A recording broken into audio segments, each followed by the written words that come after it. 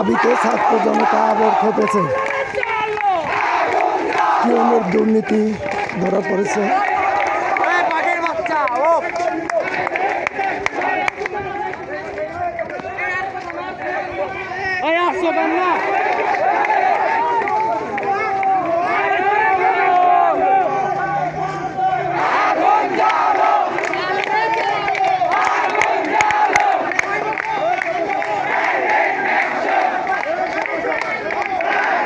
পিয়নের পদত্যাগ দাবিতে আবার ছাত্র জনতা খেপে উঠেছে।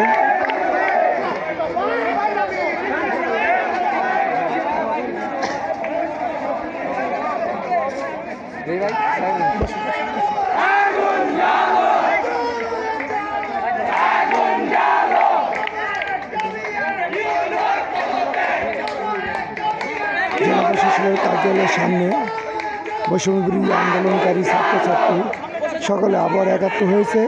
টাঙ্গাইলের পিয়নের অবসর চাচ্ছেন। পিয়নের পদত্যাগ দাবিতে ছাত্ররা খেপে উঠেছে। সে একজন খুনি আসামিকে হাজির করেছিলেন একটা মিটিংয়ে, এজাহারভুক্ত আসামি। সেই আসামি দেখে ছাত্র জনতা আবার খেপে উঠেছে। শহীদের মায়ের সাথে তাকে একই মিটিংয়ে হাজির করেছিলেন এবং একই মঞ্চে বক্তব্য দিয়েছেন। সেটাকে তারা মেনে নিতে পারেনি। শহীদের রক্ত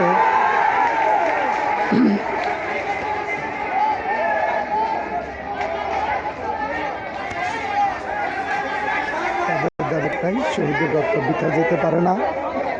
আর যাদের হুকুমে আজকে মানব হত্যা হয়েছে, সেই মানব হত্যাকারীর হুকুমদাতার তারা সেখানে উপস্থিত থাকা সত্ত্বেও প্রশাসন সেটাকে অন্য চোখে দেখায়।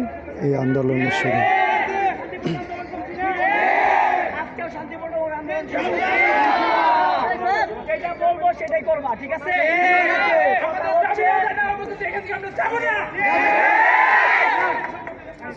আমরা ইউনোর বরখাস্ত করছি, সেটা পরিপত্র আসছে। ইউনো হচ্ছে এখানে আসবে, পরিবারের কাছে মাপ চাবে, তারপর আমরা এখান থেকে যাবো।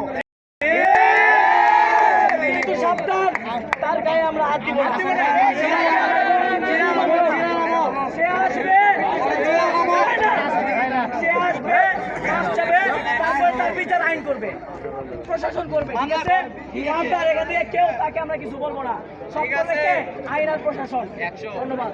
সাবধান, কেউ কিন্তু উঠবা না এখান থেকে। আমরা শান্তিপ্রিয় মানুষ, আমরা হচ্ছে আইন নিজের হাতে তুলে নেব না। যা হচ্ছে আইনের তোরা সবাই অনেক কষ্ট করে আসছ, আমরা চাই না কোনো বিশৃঙ্খলা করবো। তোরা কি বিশৃঙ্খলা করতে চাস? তোরা শান্তিপূর্ণ আন্দোলন চাস না? আমরা অবস্থান করবো, তার মতো থেকে অলরেডি হয়ে গেছে। সবাই শুনো আমার কথা, সবাই শুনো। কেউ অকারেন্স করবা না।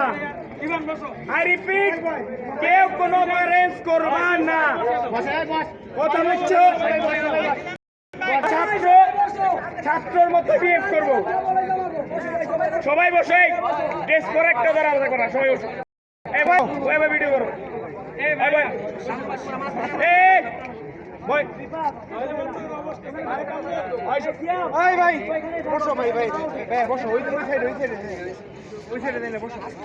আমরা কেউ হাসান আসার পরে হাসান আসার পরে তার গায়ে আমরা হাত দিব না ভুলেও।